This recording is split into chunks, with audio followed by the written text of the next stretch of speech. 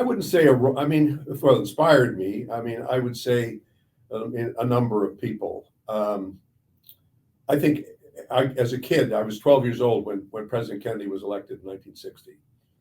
So he was sort of, in a sense, my first political sort of hero, in the sense of somebody that I saw on a screen and listened to his speeches and watched how he spoke. And I think he's had a huge influence on political style and also on political communication. We now know more about him than perhaps we'd like to know, and you realize how imperfect, like all of us, he really is. But I would still say that was somebody that you look at and say, yeah, that defined sort of the politics of that time. I learned over the years to really admire Angela Merkel, watching her, and I've never met her, but I really think she's quite an extraordinary person and gifted, driven by values, but also by a sense of practicality, and really very compassionate and tough. I think she's made some mistakes, and did some things I wouldn't have agreed with, and some things that I think she probably now would say, yeah, might have done it differently. But I really have I felt for a long time that she was one of the truly outstanding leaders in the Western world at a time when you don't necessarily have that many people who are truly outstanding and made a big difference and a big impact on people. And certainly she still has a continuing role to play. I mean, when I was talking about people leaving too early, she's an example of somebody who say, why would you go? I mean, you're the best at what you do. And of course, popularity goes up and down, and you understand people say, well, now, enough already. I've served long enough. I have to. But I hope that that Angela Merkel finds a role to play, because I think she has a tremendously important role to play. And it would be regrettable if she felt, well, now I've done that, I know I have to do something else. Just retire, and I'm not allowed to say anything because it might interfere with what other people are doing. And that to me is, would not be good.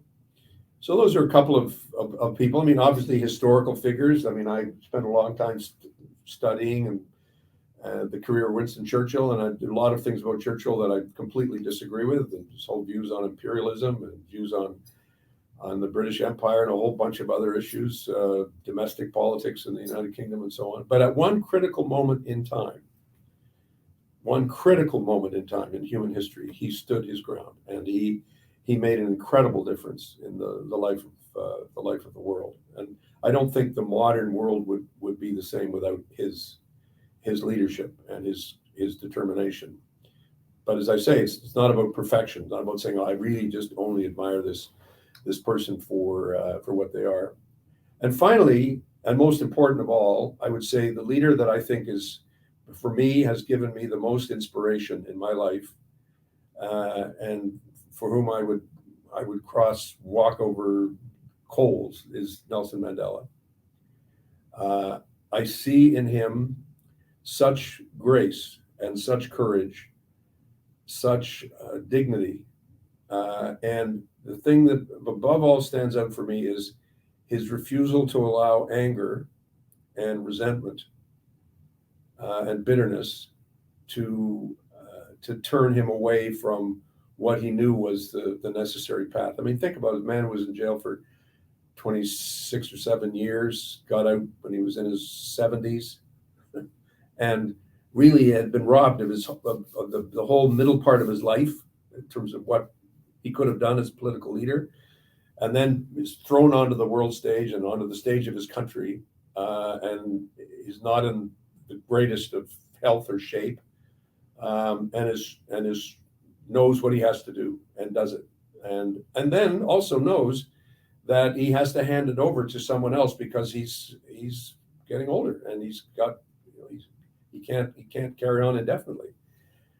But I think his message to the world and his message of leadership has just been profound. And I always, people say, what book should I read? I said, you have to read Nelson Mandela's autobiography. You have to read that book, because it tells you so much about his life and about racism and about what racism has done to the world and the impact that it's had on people. and also because he's such a powerful moral presence.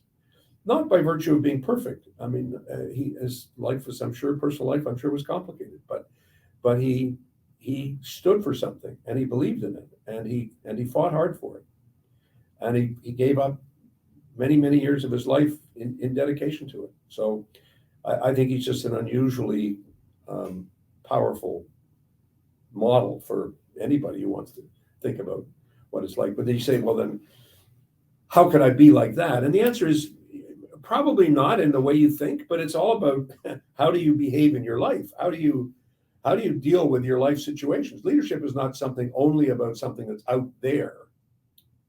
Leadership is in us. I mean, it's in all of us. Everybody can be a leader in something, whether it's in your family or your church or your whatever, wherever you are. You always can play a leadership role. You don't have to assume that leadership, there's no cult of leadership. Leadership isn't something that only belongs to other people, but leadership is all about having a vision, having moral values, persuading people of the rightness of a certain course or cause of action, developing followers, listening to other people, changing your mind, working with them, working it forward, and then executing, getting it done. So all those things together make up leadership. But so it applies to everything we do in life, whether we're doing the laundry or anything else. It's just still there as a quality.